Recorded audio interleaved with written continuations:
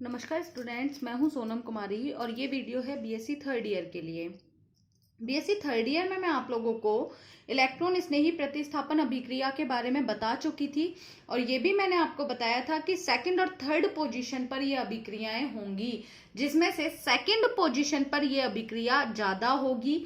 इसका कारण मैंने आपको बताया था कि सेकंड पोजीशन पर अनुनादी संरचनाएं ज्यादा बनती हैं थर्ड पोजीशन की तुलना में। स्थिति 2 पर अनुनादी अभिक्रियाएं 3 बनती हैं, जबकि स्थिति 3 पर अनुनादी अभिक्रियाएं 2 बनती हैं, जिसके कारण स्थिति 2 पर ही प्रतिस्थापन अभिक्रिया होगी। देखिए, फ्यूरेन जो होता है वह सांद्र अम्लों की उपस्थिति में अभिक्रिया नहीं देता है। इसी कारण इसमें इलेक्ट्रॉन स्नेही प्रतिस्थापन अभिक्रिया आसानी से नहीं करवाई जाती। यदि इस रिंग पर कोई भी -I प्रभाव वाला समूह जुड़ा हुआ है तो अभिक्रिया आसानी से संपन्न होगी। जैसे आप देख रहे हैं, हैलोजनीकरण अभिक्रिया में -I प्रभाव वाला समूह जुड़ा हुआ है, जिससे यह अभिक्रिया बहुत आसानी से हो जाएगी, जबकि यहाँ यह अभिक्रिया बहुत आसानी से नहीं होती है। सबसे पहले हम पढ़ेंगे, ये आप अपने नोट्स में लिख लीजिएगा कि फ्यूरेन सांद्र अम्लों की उपस्थिति में अभिक्रिया नहीं देता। इसी कारण इसमें इलेक्ट्रॉन स्नेही प्रतिस्थापन अभिक्रिया आसानी से नहीं कराई जा सकती।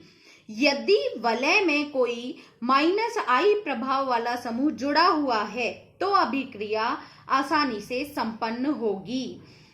अब आप पैराग्राफ चेंज करके लिखेंगे, फ्यूरेन में इलेक्ट्रॉन स्नेही प्रतिस्थापन अभिक्रियाएं निम्न हैं।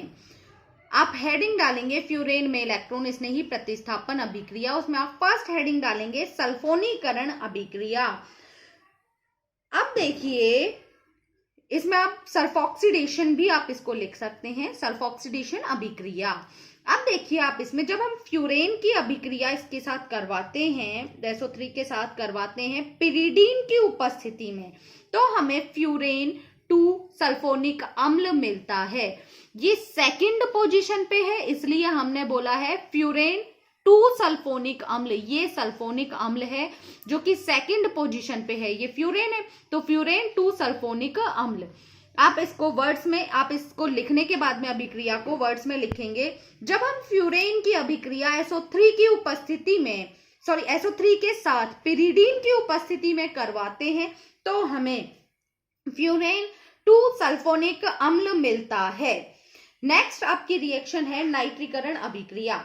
जब हम फ्यूरेन की अभिक्रिया नाइट्रो एसीटेट के साथ करवाते हैं, नाइट्रो एसीटेट लिख दीजिएगा, नाइट्रो एसीटेट के साथ करवाते हैं तो हमें 2 नाइट्रो फ्यूरेन मिलता है। सेकंड पोजीशन पर नाइट्रो ग्रुप है और ये फ्यूरेन है, तो 2 नाइट्रो फ्यूरेन या फ्यूरेन 2 नाइट्रो, ये भी आप इसको लिख सकते हैं। आप इसको वर्ड्स में ऐसे ही लिखेंगे, जब हम फ्यूरेन की अभिक्रिया नाइट्रो एसीटेट, यहां लिख दीजिएगा नाइट्रो एसीटेट, जब हम फ्यूरेन की अभिक्रिया नाइट्रो एसीटेट के साथ करवाते हैं तो हमें 2 नाइट्रो फ्यूरेन मिलता है। नेक्स्ट आपकी रिएक्शन है हैलोजनीकरण अभिक्रिया। जब हम इस अभिक्रिया को करवाते हैं या फिर जब हम हैलोजन की अभिक्रिया करवाते हैं फ्यूरेन के साथ तो हमें ये अभिक्रिया मिलती है। अब आप देखिए कि यहाँ मैंने ब्रोमीन के साथ इसकी अभिक्रिया करवाई है, लेकिन यहाँ पर -I प्रभाव वाला समूह ऑलरेडी जुड़ा हुआ है, तो सेकंड पोजीशन पर ही इसमें ब्रोमीन जुड़ेगा।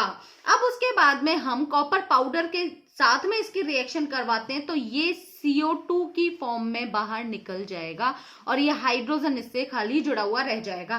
तो सेकंड पोजीशन पर ब्रोमीन है, इसलिए हम इसे नाम देते हैं 2 ब्रोमो फ्यूरेन या फिर फ्यूरेन 2 ब्रोमो भी आप बोल सकते हैं इसको। सेम जब हम इसकी रिएक्शन Cl2 के साथ में करवाते हैं, Cl2 के साथ में 40 डिग्री सेल्सियस, सेंटीग्रेड नहीं सेल्सियस, क्योंकि सेंटीग्रेड अभी यूनिट खत्म कर दी गई है, अभी सेल्सियस है।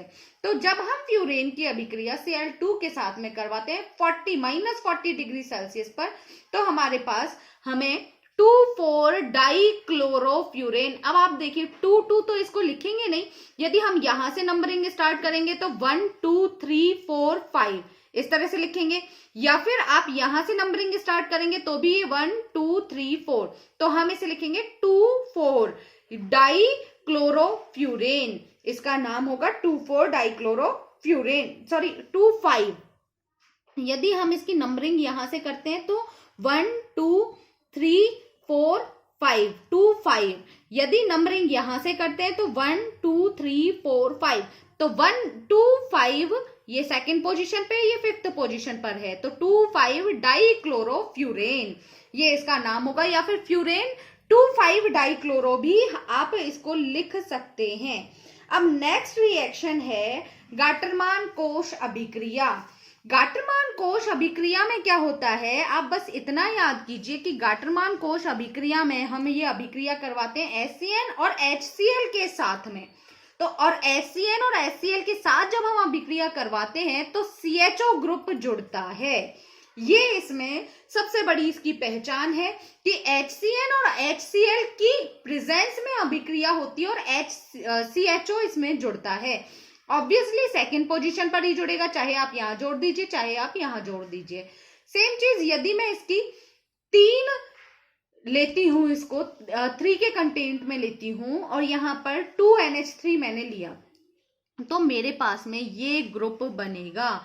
अब ये ग्रुप किस तरह से बना है आप ये देखिए यहाँ CHO ऑलरेडी जुड़ा हुआ है, तो CHO में से ऑक्सीजन बाहर निकलेगा और CH ग्रुप सेम है यहाँ पर, और इस CH ग्रुप के साथ में नाइट्रोजन यहाँ जुड़ेगा, नाइट्रोजन जुड़ेगा डबल बॉन्ड के साथ में। नाइट्रोजन में से यहां से H निकल जाएगा, तो ये ऑक्सीजन और ये H मिलकर के H2O की फॉर्म में बाहर निकल जाएंगे और हमारे पास में इस प्रकार ये समूह यहाँ हमें मिलेगा। नेक्स्ट आपकी रिएक्शन है फ्रीडल क्राफ्ट अभिक्रिया। अब देखिए फ्रीडल क्राफ्ट अभिक्रिया कैसे होती है और किसकी प्रेजेंस में होती है। देखिए फ्रीडल क्राफ्ट अभिक्रिया के लिए SnCl2 और ईथर या ब्रोमीन BF3 इसकी उपस्थिति में यह अभिक्रिया होगी। जब हम ये अभिक्रिया करवाते हैं तो हमें 2 एसिटिल फ्यूरेन मिलता है। इस अभिक्रिया में 2 एसिटिल फ्यूरेन हमें मिलता है, या फिर आप फ्यूरेन 2 एसिटिल भी इसको बोल सकते हैं। तो ये बात हुई फ्रीडल क्राफ्ट अभिक्रिया की। अब देखिए नेक्स्ट अभिक्रिया है फ्यूरेन का मर्क्यूरीकरण। फ्यूरेन का मर्क्यूरीकरण, इस अभिक्रिया में आप देखिए कि यहाँ हम HgCl2 मरकरी Cl2 के साथ में हम जब इसकी अभिक्रिया करवाते हैं तो यह सेकंड पोजीशन पर ही जुड़ेगा, और सेकंड पोजीशन पर ये जुड़कर ये फाइनल प्रोडक्ट नहीं है, ये क्या है इंटरमीडिएट है, यहाँ पर ये इंटरमीडिएट की फॉर्म में है। तो जब हम इसकी रिएक्शन X2 या हेलोजन के साथ करवाते हैं तो हमें यहाँ पर हेलोजन मिलता है और HgClX ये इस फॉर्म में बाहर निकल जाता है। लेकिन जब हम इसकी रिएक्शन RCOX की फॉर्म में करवाते हैं तो ये इस X के साथ जुड़कर वैसे ही बाहर निकल जाता है, और यहाँ ये जो चीज बची हुई है ये चीज एज इट इज यहाँ सेकंड पोजीशन पर जुड़ जाएगी। नेक्स्ट है एन ब्यूटिल लिथियम के साथ अभिक्रिया। अब एन ब्यूटिल लिथियम के साथ जब हम अभिक्रिया करवाते हैं, एन ब्यूटिल लिथियम, आप यहाँ पर ब्यूटिल मैंने लिया है, ब्यूटिल मतलब 4 कार्बन, तो जब हम इसकी अभिक्रिया करवाते हैं तो एक हाइड्रोजन यहाँ से निकलेगा और C4H10 की प्रेजेंस में ये बाहर हो जाएगा और यहाँ लिथियम जुड़ जाएगा।